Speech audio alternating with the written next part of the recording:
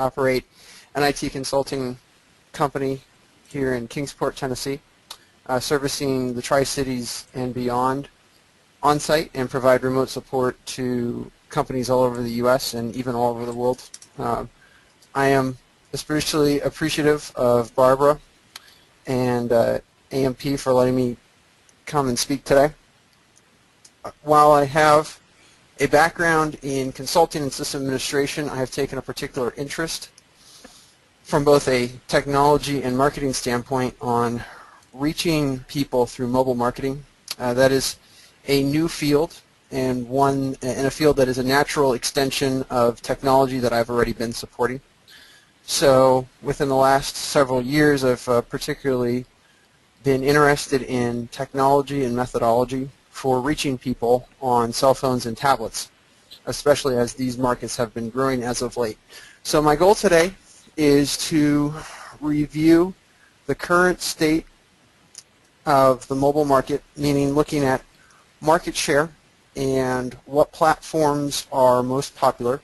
And then once we've had a chance to review that data, discuss particular technologies and methodologies for reaching those platforms, because each platform has its own particular way of delivering content, although there is overlap between the platforms. So the takeaway will be particular ideas that you can carry forward on how to increase your product and brand recognition for people who are using a smartphone. And when we get into the data, you'll see there's quite a few people.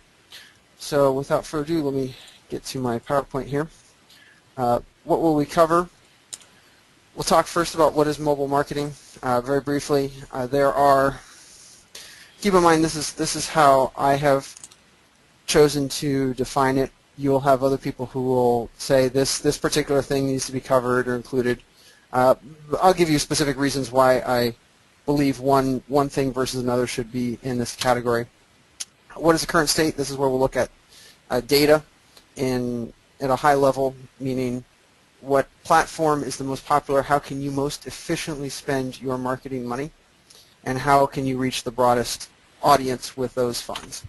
And then what can you do? How can you, once you've decided what platforms to reach, what are some of the current and ongoing technologies and methodologies for reaching people? So, first of all, what is mobile marketing?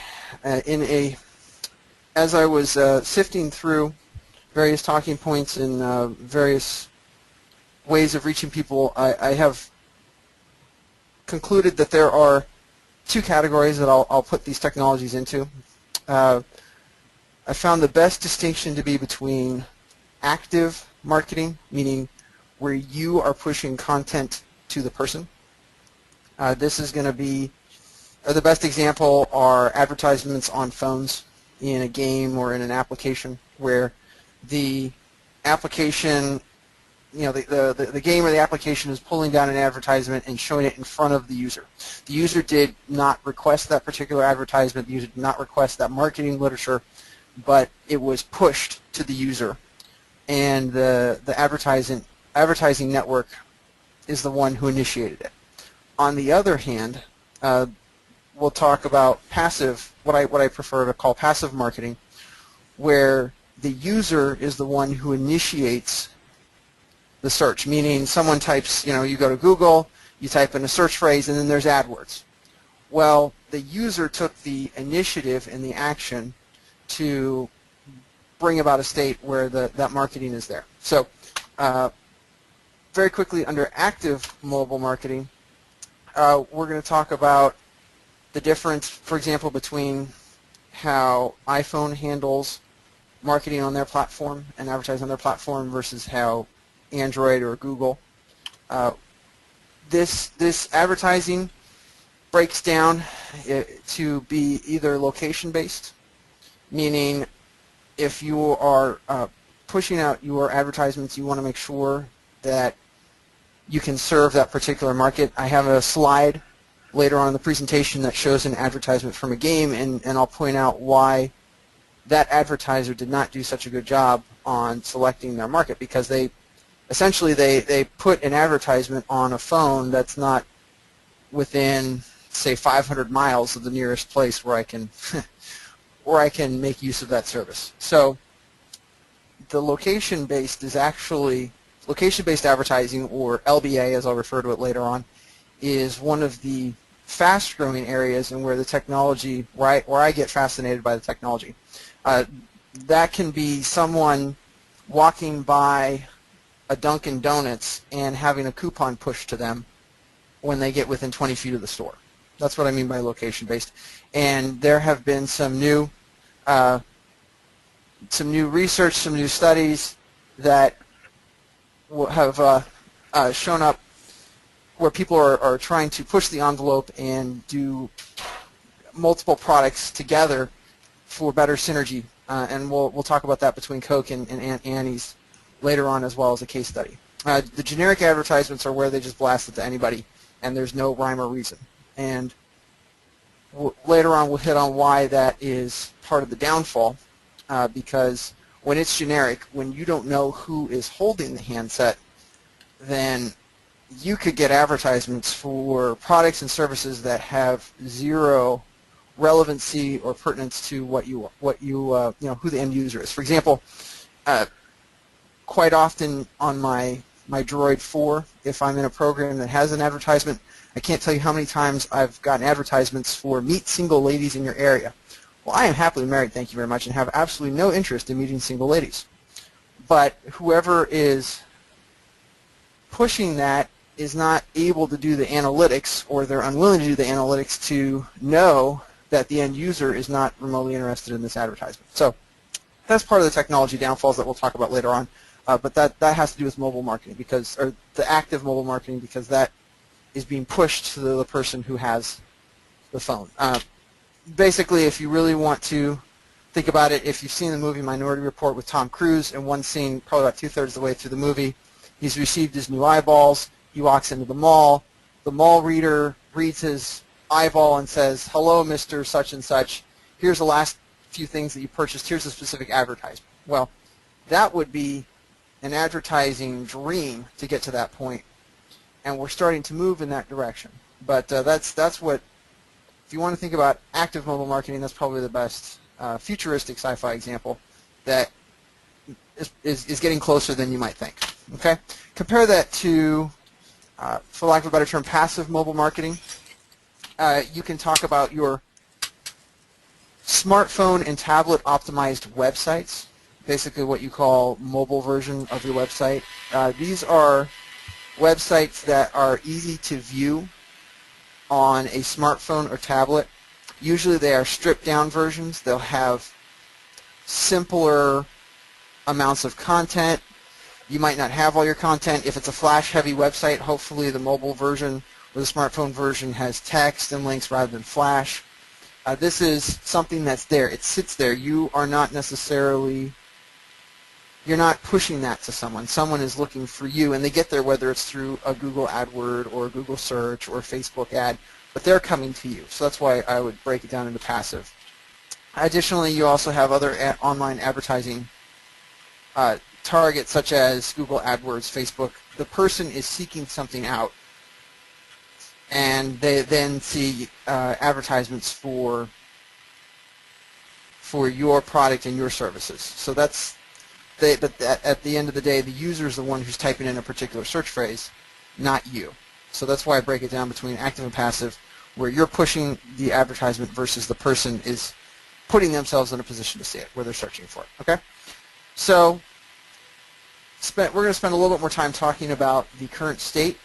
We'll look at a little bit of historical data. Quite honestly, smartphones have been around for, you could say, 15 years, if that.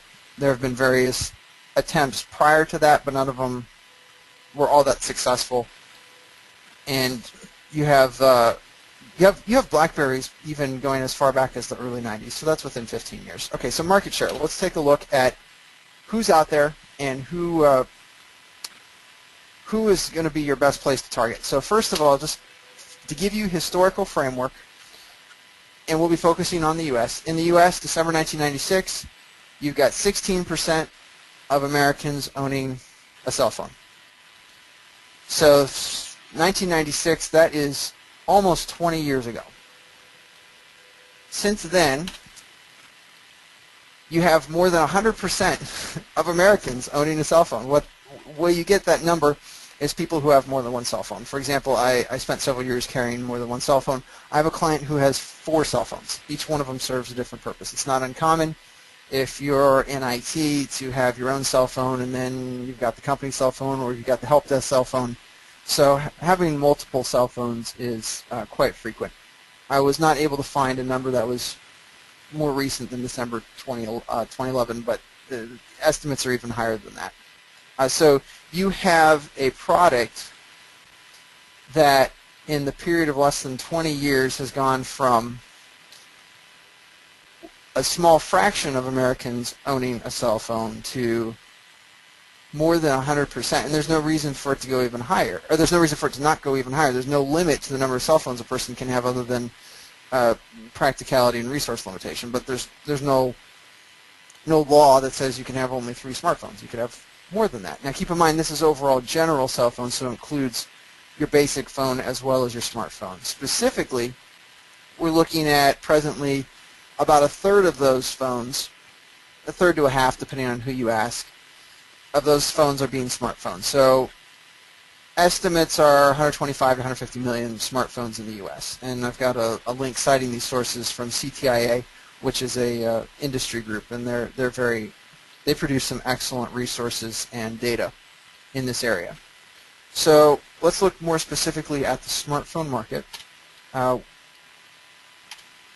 We have, going back 3 years to January 2010, you can see that BlackBerry was the leader at almost 50%, close to 50%. They, at that point, I can tell you that I was doing a good amount of BlackBerry Enterprise Server installs. I might have done several of them a year, and that would have picked up about 2008 when BlackBerry released the free version, making it easier for people to own a BlackBerry Enterprise Server. And they were, if you wanted corporate email and corporate sync and corporate this and corporate that, BlackBerry was basically the only game in town.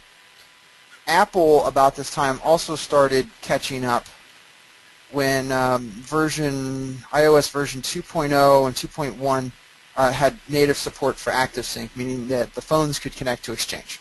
So that started producing the opportunity for people to move away from BlackBerry.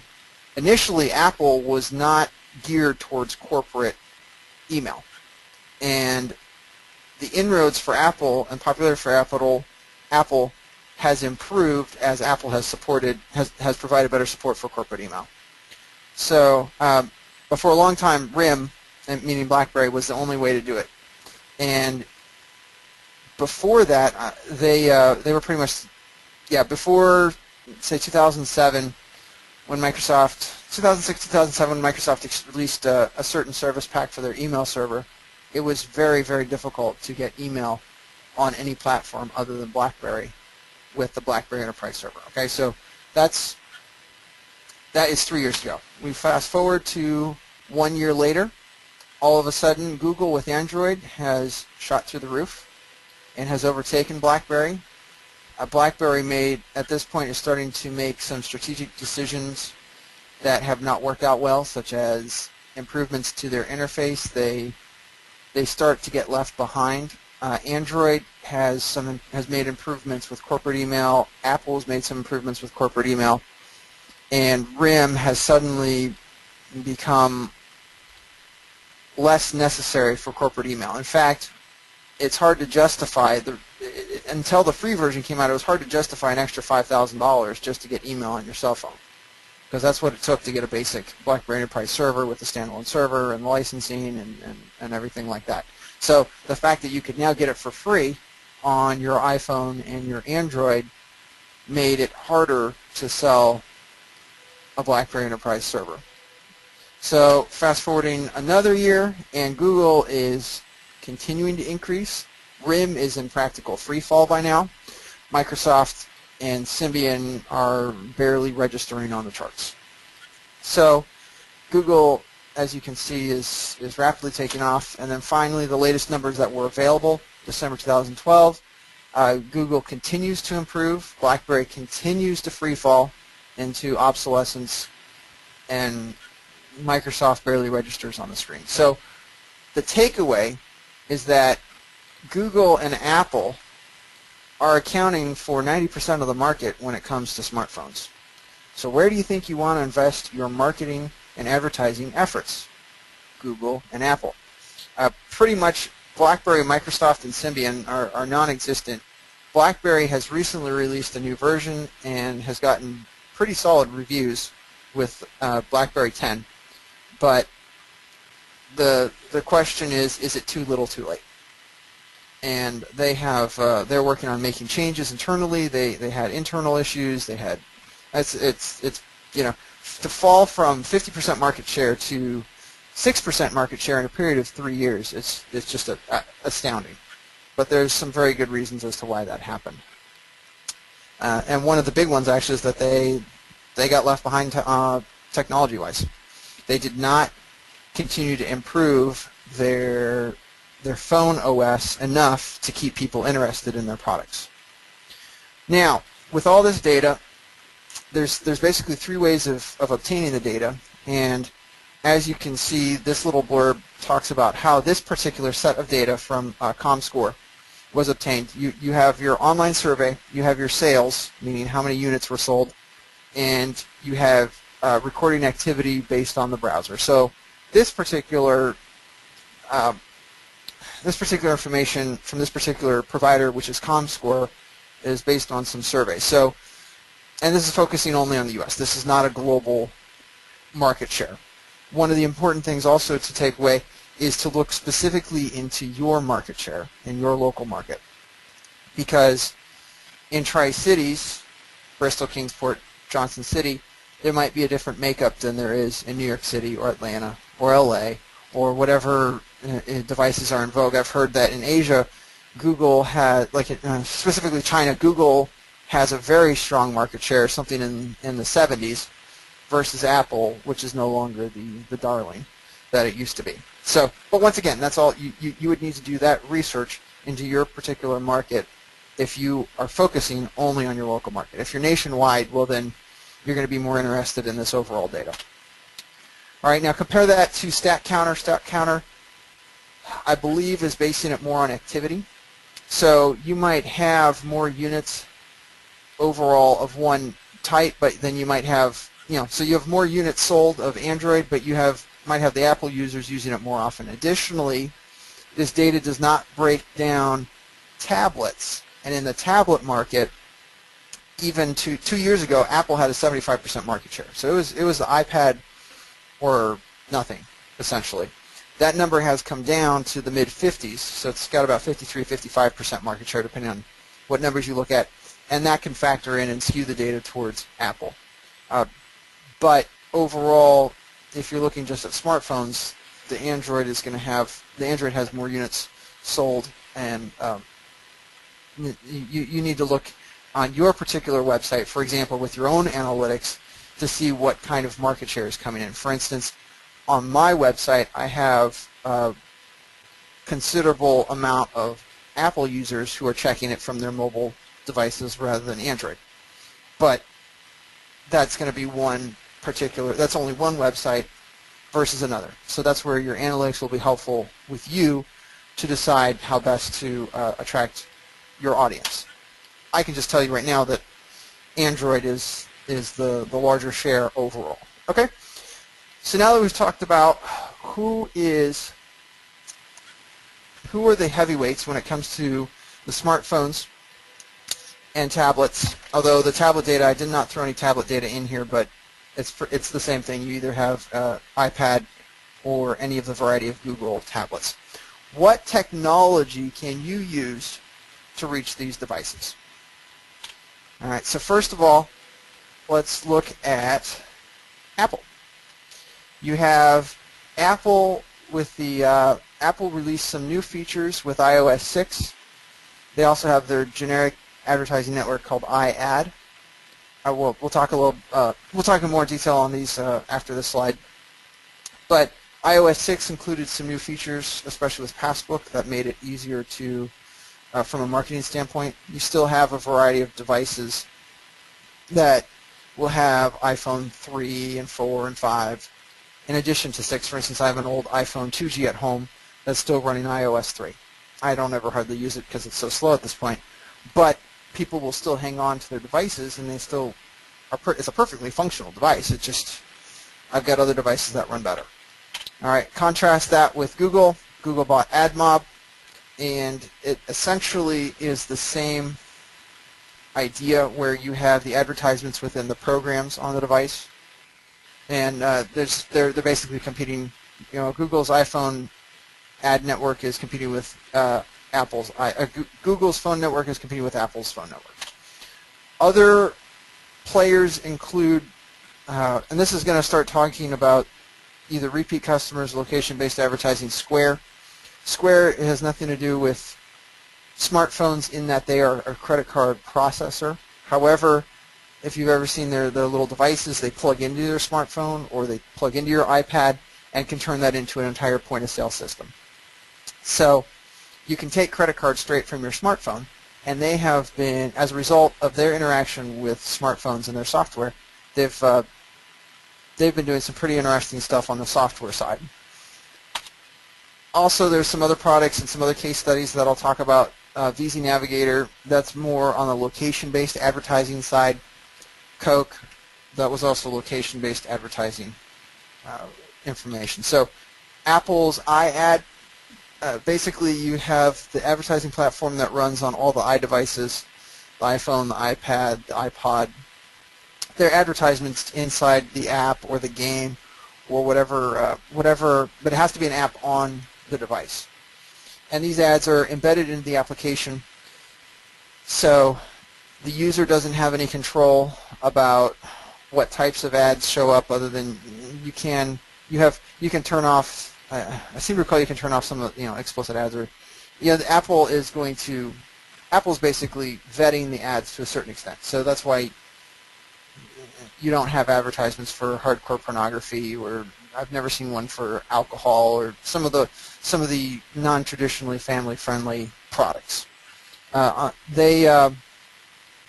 you can't control what ads, and you as the end user cannot control what ads are going on your phone or your iPad. The number is actually quite high to advertise with Apple. It actually started at $500,000, and then they dropped it down to $250,000, and now it's down to $100,000. I would wonder how much of that is because people weren't advertising with them. However, if you go to the Apple's website that deals with iAd, you'll see that Jeep is touted as their success story. Of course, they don't give any results, so we really have no idea what that means. And overall, I mean, in all the variety of clients and all the variety of markets and all the variety of industries that I've worked in, nobody really talks about advertising on Apple. I mean, I don't know of anyone personally who's done it. Part of that's going to be the barrier of the price tag. So after that, you have Apple Passbook, which is an app that was introduced in iOS 6. Basically, you've got 6.1 is the latest. 6.0 introduced Passbook. The goal of Passbook is to turn your phone into a place to store gift cards, tickets, coupons, and loyalty cards.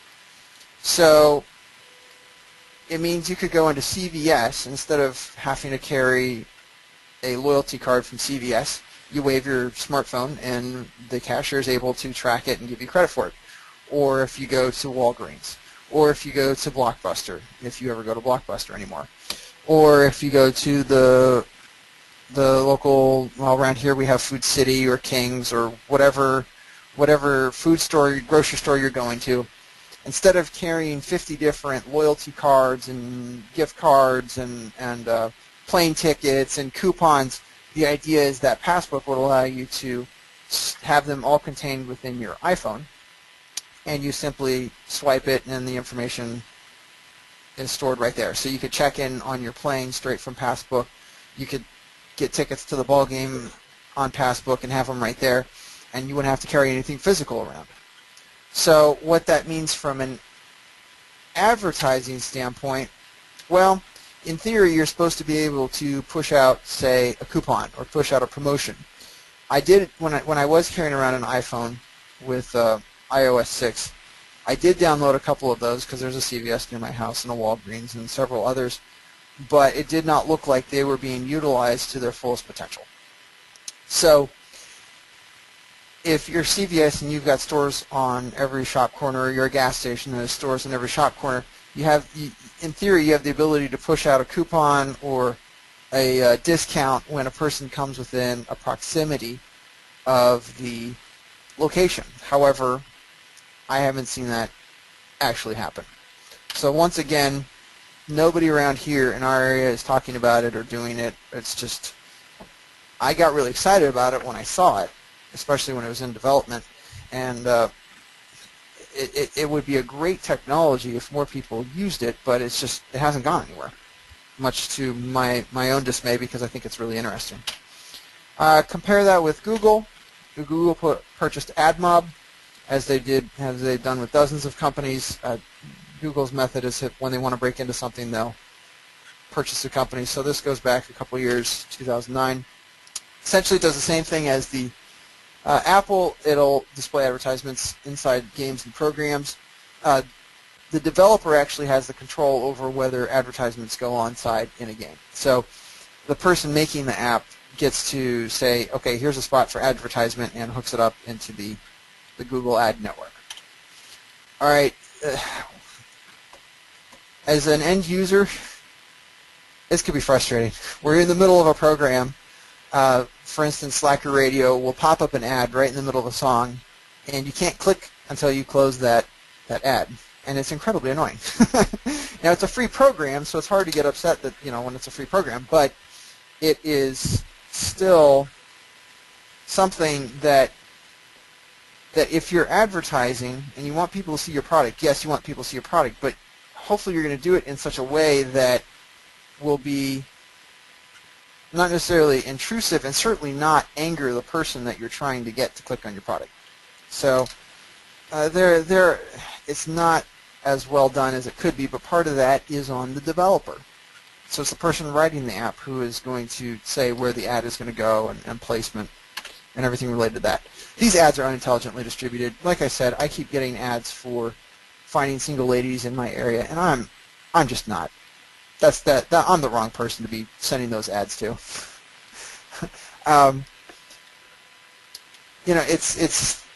I've also, on the next screen, I've got an ad for I installed FreeCell just to have something to show here, and as you'll see, I've got a Time Warner ad at the top. Well, it just so happens that I know Time Warner cable is nowhere near my geographical proximity. So Time Warner is paying to have this ad show up on my phone when I'm not in their market. So that's wasted money right there. If they were able to do more intelligent analysis, they would target, say, New York City, where Time Warner actually has a very large presence and is one of the better providers. Sad to say. It does not help them at all or doesn't help me at all to get an advertisement for a cable provider that is not within 500 miles of where I live. But that also goes to show some of the difficulty in mobile advertisement, because although they should be able to see my IP address, it's still unintelligently distributed. And unlike a browser where you have with a web browser you can see it's Firefox and you have cookies and some of this other information. There's other ways of picking up information on a browser, on a computer. This is just, hey, there's an application that's open, let's push an ad. And that can be highly annoying. Now compare that same game, and this is covering the entire screen. So when I saw this, what happens in this particular game? You play your FreeCell game, and when you end the FreeCell game, this ad pops up, and it's completely covering the entire screen. So if you're trying to use this as a productivity app, not necessarily FreeCell, but if you have another game, another application that you're using that's helping you with productivity, and the advertisement takes up the entire screen, well, I know the first thing I'm not going to do is click on that advertisement because I want to get back to whatever program I'm using. So the advertising is actually now aggravating me rather than wanting me to click on it. So that's a fairly large barrier. Also, real quick, to touch on some other data before I start moving into Square, the click-through rates on these ads is fairly low. So depending on what source you look at for data, depending on who's reporting it, you've got essentially a 1% to 1.5% click-through rate for advertisements on the mobile platform. They've found, after study, that about half of those clicks are accidental, because as you can see, the advertisement takes up such a large screen, and people are either not able to see, or they've got big fingers, or whatever reason, they're causing a tremendous amount of accidental clicks. So what that means is that if your ad is in front of 200 people, 2 people are going to click on it, and only one of them is going to have an interest in your product. That's a fairly low click-through rate compared to a more intelligently targeted Google AdWord. You know, if someone for me, if someone is typing into Google virus removal or FBI child porn scam, well, they're interested in my services, and I can get a much higher rate of return and a much higher click-through rate if I'm doing Google AdWords. But these, because those are specific terms that I would expect people to be searching for when they're going to be in need of my services, or in need of a particular service that I have. So that is another barrier to being able to effectively market on this platform. All right, so moving right along, Square. Square is a payment processor. They started. They are fairly new on the market, meaning within the last few years, something like 4 or 5 years maybe. They offer the ability for anyone to take credit card payments anywhere. So as smartphones have expanded and grown in terms of capacity, so have the ability to use them in ways that people wouldn't have necessarily expected. So that means something like Square, where everyone's got a smartphone, well, now you can use that to take credit cards, whereas before you'd have to have either a virtual terminal through a web browser, or even more traditionally, an actual credit card swiping box. And those can be expensive. You're paying for the equipment. You're either leasing it or renting it, or paying hundreds of dollars for the credit card machine. And Square says, here's your smartphone, here's our Square, you get it for free, have fun, and take credit card payments. New versions of the software basically allow you to keep track of who your customers are and give automatic discounts for repeat customers. So that is starting to move into analytics, meaning you're getting that all from you're getting information that would have been much more difficult to get with traditional credit card processing. And the beauty of the reason for talking about this is because Square even allows you to pay with just your smartphone. So if you swipe your credit card once and you sign, well, then the next time you're in the store, depending on the setup, all you got to do is wave your smartphone and everything's paid for. So that starts also moving technology in new directions, where you don't even need to pull out a credit card, you don't even need to swipe, you don't even need to sign. You just wave your phone and everything's paid for. All right, we're moving for the payment method is the physical presence of the phone in the store. So I would say that that's also sort of where Apple is coming from when they're developing their Passbook, where they want your phone to be the central point of contact. But Square is definitely leading in that direction. Now, they haven't started doing advertising on the smartphone, but what the next logical step would be that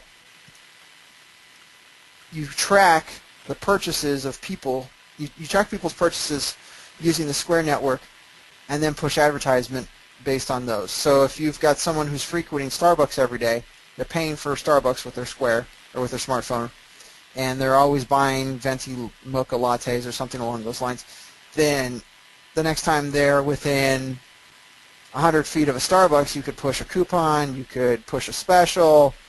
You know, if you know that they're always getting it at 7:30 in the morning, well, 7:15, hey, here's 20% off of your next venti. And it's right there on their phone. So they bring in their phones, wave the phone, and now they've been able to, you know, you've been able to get them to spend maybe more money or get them to purchase something that they wouldn't, you know, they have it right then and there. That hasn't, to the best of my knowledge, that hasn't started happening yet, but that would be the next logical direction for something like Square. Moving right along, VZ Navigator.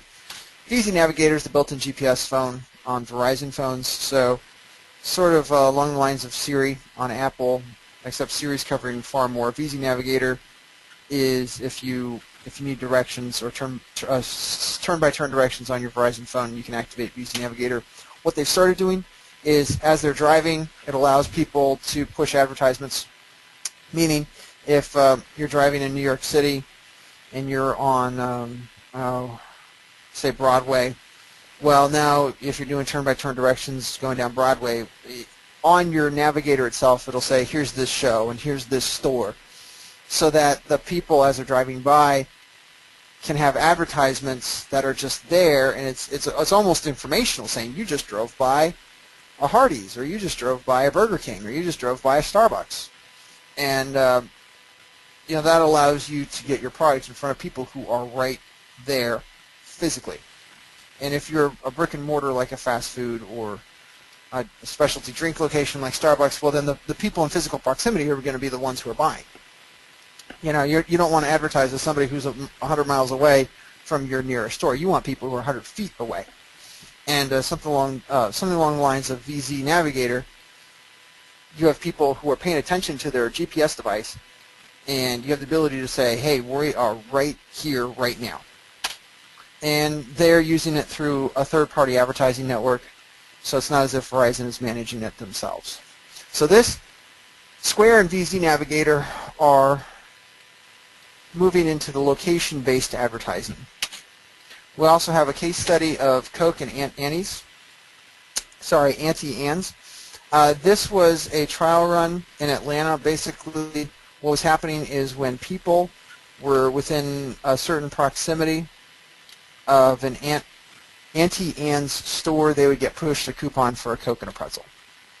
So this was a trial in a large mall. People signed up for it, and then when they were out and about, it was, and the idea was back-to-school shopping. They were targeting moms doing back-to-school shopping with their kids because it was in August.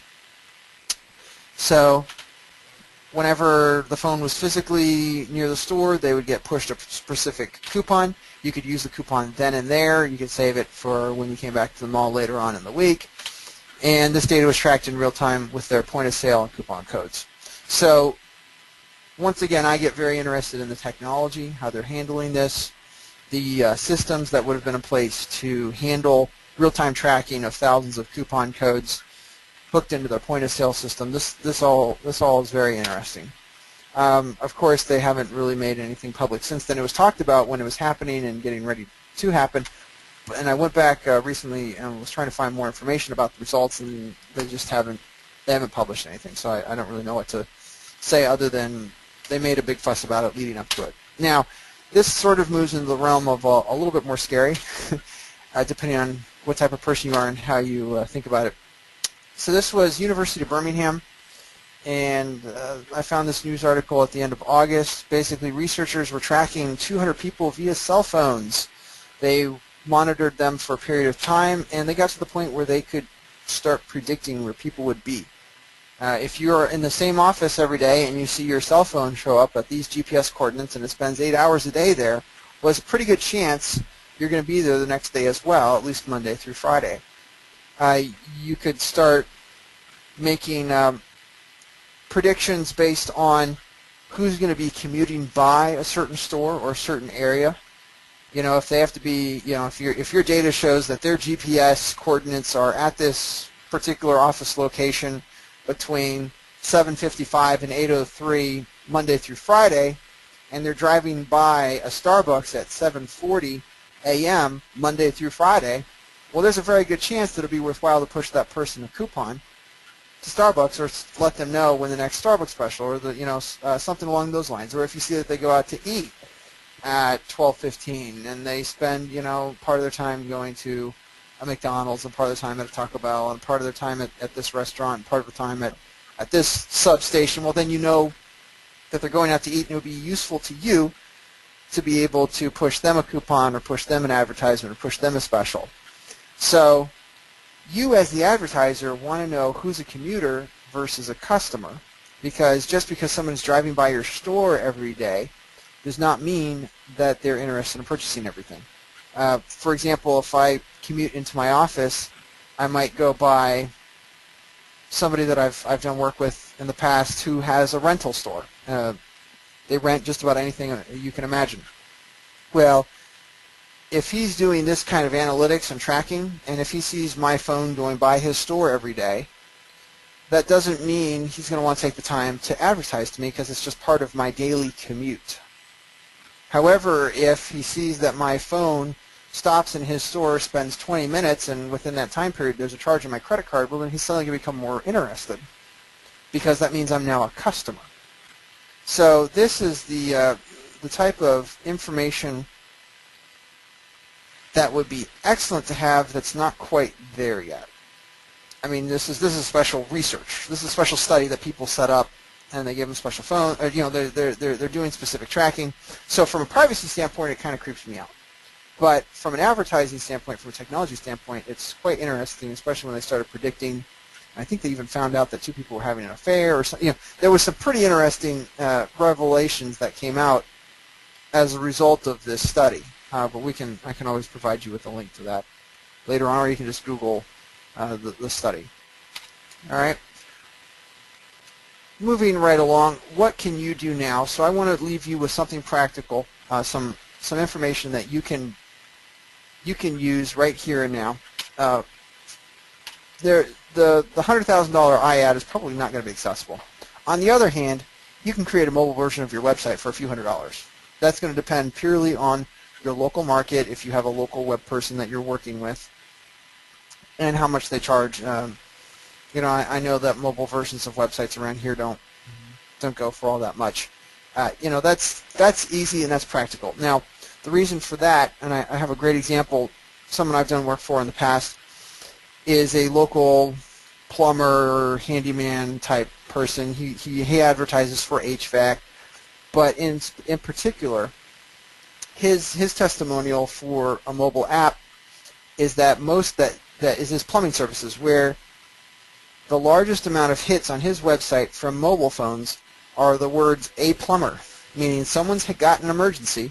They go to their phone, they type in "a plumber," the words "a plumber," and up comes his page. When they click on his page, there's a big button that says "call me." So that is dead simple. Someone can get them on the phone in 5 seconds from their phone.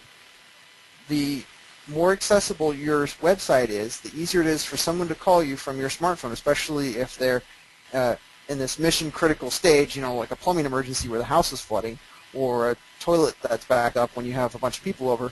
The easier that they can get you on the phone and get you out there, well, the more business you're going to be generating.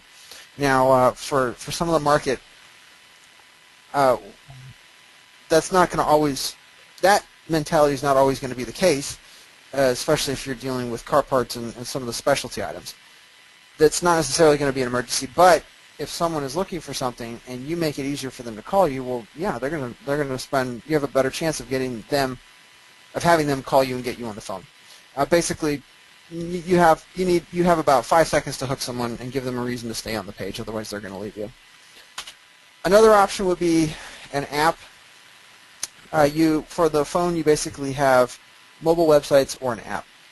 If you do an app, you could showcase parts, you could showcase deals, you could showcase coupons, you could get more information about the phone, who's the end user, just some other, you can collect more information from the app than you can from a mobile version. The difference, though, is that an app might take more to do. It might take more money to create than a web version. The web version can be done in regular HTML typically, but an app has to be done either in C++ or Java, C++ or you have full-fledged programming that has to be done for an app. Additionally, especially if you're looking at Apple, you have the Apple Store, basically, that is a I don't want to say a headache to deal with, but it can be particularly difficult to actually get an app to market. So the Apple is notorious for taking a long time to approve an app. They vet it. It can take a good turnaround time is 3 to 4 weeks to get your app approved and posted. And then anytime you release an update, it still has to go through that same vetting process. So there are hundreds of stories of apps getting denied for no particular reason, for apps taking 4 months, 6 months to be approved, and that has actually even completely sunk companies that were doing a startup and venture capital for a game or a particularly useful program, and then when it takes 6 months to get to market, well, what do you do in the meantime? So that has been particularly difficult. Google, on the other hand, just about anyone can produce an app on the Google Store, and that's easy. That is significantly easier to distribute apps for. However, Apple still has more apps because they've been around longer. So that's something that you have to. Once again, that's all going to be what's available to you locally. I'm always available as a resource for those kind of questions. I myself do not write these either. I do not write mobile versions of websites. I do not write apps, but I can certainly get you connected with the right people. And then finally, you also have Google AdWords, such as people on their smartphone looking for a plumber, or people looking for a particular part, or if they've got a virus or a strange pop-up. That's when those are the kind of situations where I want people to click on my website. Additional considerations, there needs to be some technology improvements. You need to have better advertising relevancy. There's given that you've got advertisements that for products and services that don't even exist in your market, that's a major issue. And part of it is also the privacy concerns that I, as the end user, I don't really want people to know that I'm using my phone. In one sense, I don't want to let advertisers know who I am. People don't necessarily voluntarily give up that information. So that's a difficulty right there. On the other hand, look at how much stuff people post on Facebook, especially personal information about their lives and their relationships and crazy. It's absolutely ridiculous the number of stuff that people post on Facebook I think is appropriate. So if advertisements, people allow you to give up more information. Moving right along, location-based advertisements, they're still not going as well. And also an overall decrease in advertising costs, whether that's getting your app on the store or just being able to advertise with Apple, for example. Just some very quick, I've got questions that I want to get to. Just very quickly, it's got tremendous potential. As you can see, it's growing significantly. And it hasn't overtaken desktops yet, but we're getting, it's continuing to grow. You've got new technology. It's expensive to properly utilize, and there's privacy and issues and technology issues, and you're always welcome to call us. All right, so questions. I'm sorry for rushing through that last little bit, but we've got... Thank you so much, Jonathan. I appreciate the way you've taken us to college this afternoon on mobile marketing. Excellent presentation. We do have several questions that have been added in throughout the webinar while you've been presenting. So if anybody wants to even continue the conversation through the AMP or the Facebook or Twitter that we have available, please feel free to do that. That's a way to keep the conversation going. The questions that we have this afternoon, Jonathan, the first one comes from someone by the name of Skippy and wants to know, where do you go to get started on ads for mobile? What's the first place to go for that? Yeah, there's once again, it's going to be different for each platform. Apple, you got to contact Apple directly. I mean, that's just their deal. Apple is the walled garden. You have to go through Apple to get your app on the store. You have to go through Apple even to buy their products. Any of the even if you want to buy an iPhone or everything's done through Apple. With Google, I can say that I've never actually advertised with Google, and partly the reason, hopefully I made it clear as to why I wouldn't at this time advertise with Google, but that's given that I haven't actually done it myself. I would point you to somebody who, like for instance, my business partner Wes, he does write mobile apps. He does write he'll make mobile versions of websites, and he's done a lot with Google. So he's somebody where I would pass that question along to, because I'm pretty sure he's actually done that. Whereas I don't see the value in it myself at this time. Okay. Well, we have another question from Greg, and he wants to know what type of true ROI can we expect from mobile marketing? At this time, I would imagine it's pretty low. If you're paying per click and you have a very, very, very low click-through rate, that's going to take a while to pay off. However, if you're looking at Google AdWords, and if you're the top on a very hot product, such as a plumber, well, you can make that back pretty quickly. Right. But then again, those terms are going to be more expensive to advertise on. So, your ROI is going to depend on your local market, whether you can do work remotely. I know in the past there have been within my group, there have been efforts to pick up more clients for virus removal, and if you do targeted virus removal, we were paying something like $1 per AdWord, and most of the people click through, and most of the people paid. So it depends on what's your urgency, what's your model, and for the targeted market that we're on this talk, it's not going to necessarily be my car broke down and I need someone to bail me out. Okay. So I apologize for dancing a little bit, but it's hard to say what ROI, because I know people have done really, really well in particular instances, and I know people who've gotten nothing out of it. I know people who've advertised and spent thousands of dollars on Facebook ads and got nothing from it. Well, that's a question we're all asking now is, yep. What's the dollar? Danny asks, how much time is involved with making the most for your money on the mobile marketing platform? First, you need to identify whether you're going to be pushing the advertisements within the games and apps versus something like AdWords or advertising. I compare with Facebook. If you're doing your Google AdWords, you need to be on that every day. You need to be checking your results, making sure that you're not paying too much per click, making sure that you're running your ads when your targeted audience are looking at it. For instance, if you are only open from 9 to 5 and you only want people calling from 9 to 5, it doesn't make sense to be advertising at 8 o'clock in the morning or 7 o'clock at night. Because then someone finds you, then they're just going to go straight to voicemail. Some pretty mindful responsing there, yes. Yeah, you need to be on top of it to be able to quantify that you're getting in front of the people that you want to get in front of at the time and at the area and location that you want. Another question that I have for you from Tim is, can you make it sound, you make it sound like the mobile ad market is a Wild West today. When might it become more scalable for small businesses?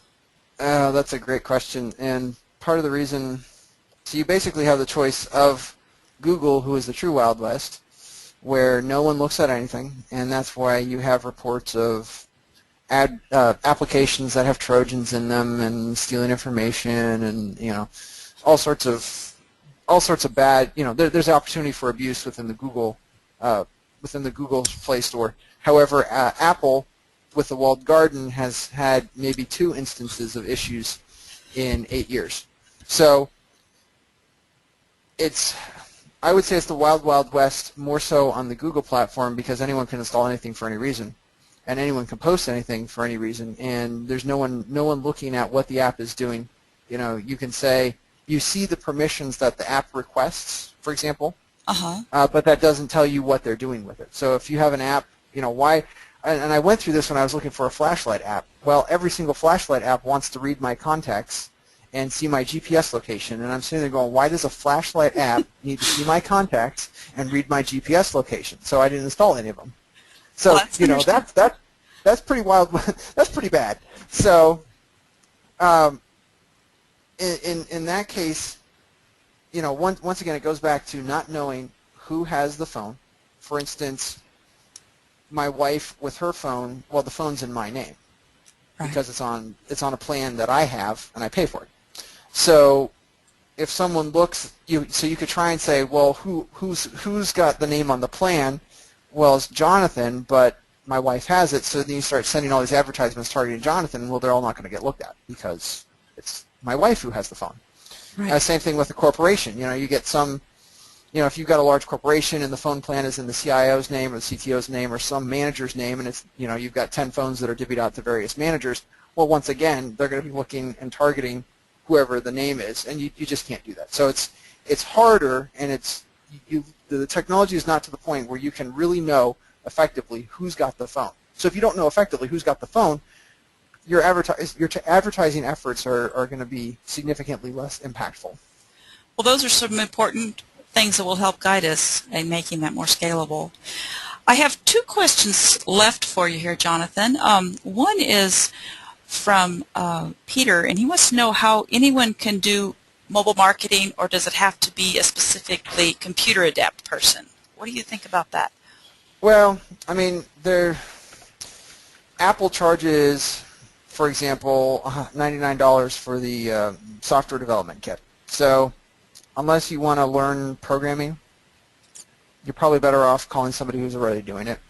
Okay. Same, with a mobile version of your website, yes, there's toolkits, and yes, there's means available to try and make it easier for people. But in reality, if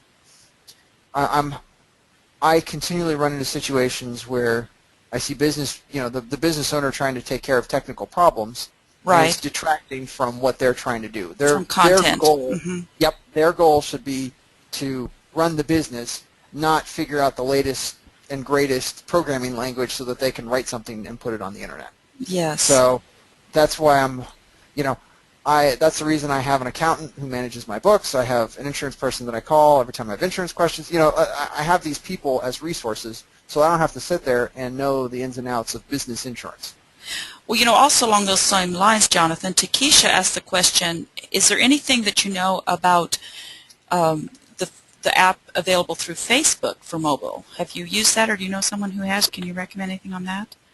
Facebook in particular has acknowledged, well, when they were going through their IPO last spring, one of the scary facts that they sort of tried to, I don't want to say push under the rug, but tried to draw attention away from was the fact that they had no clue how to advertise on the mobile platform. There's a specific Facebook app that you can install on your iPhone, your Android, your iPad, whatever device. They make it available even for Windows Mobile. And it's just Facebook it's basically Facebook without advertisements. Okay. So there's, whereas if you're on your browser, and if you're not using Firefox with AdBlock, which is a whole separate conversation, then you're going to see advertisements on Facebook. Now, Facebook has realized some of those difficulties, and one of the latest things that they just started talking about last week was Facebook gifts, where you can pay and send a gift card to somebody, but it's in Facebook's name, and you can use, you can buy somebody a gift card that's loaded onto, a gift amount that's loaded onto a Facebook gift card, and you can take this one gift card, and it'll have a $20 balance for Olive Garden and a $30 balance for Target and a $50 balance for Best Buy, all on the same card.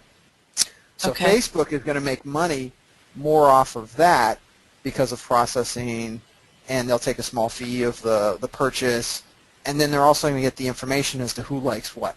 Right. So if they see someone spending money at Best Buy, well then yes, they're going to start advertising and pushing Best Buy, as well as they'll push it to all their friends. Hey, this person's birthday is around the corner. Why don't you send them a Best Buy gift card, because they love shopping at Best Buy. Well, and they can tie them both in that way.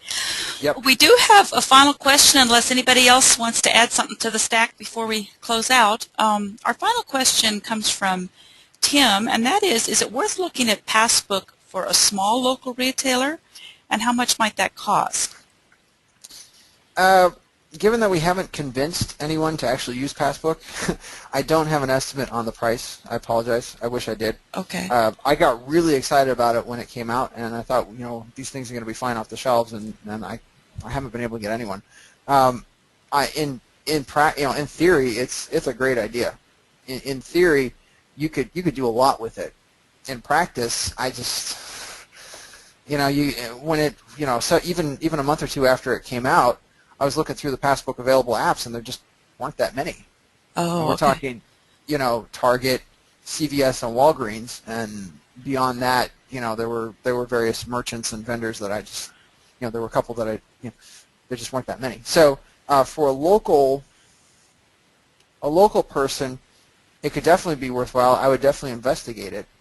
If you've got a brick and mortar, by all means, because then you can keep track of when people are entering your store. You can, if you're not accepting, if you don't have loyalty points or you don't have gift cards, this would be a way to do it without having to pay for the costs of printing your gift cards and having one more thing to clutter up a person's wallet. So yeah, that would definitely. I wish more people were using it because I'd love to get rid of all the different cards in my wallet. But that's just me complaining, Well, we have learned a lot with you here today, Jonathan, and the exciting thing about this is it will not just end right now, because since we have recorded the session, it will be available on our website later this week. So if nobody has anything additional that what you would like to ask, we're going to go ahead and close out here, and I so appreciate your time with us today. Well, thank you, and everybody have a good evening, and we'll see you back here next month on the AMP. Thank you.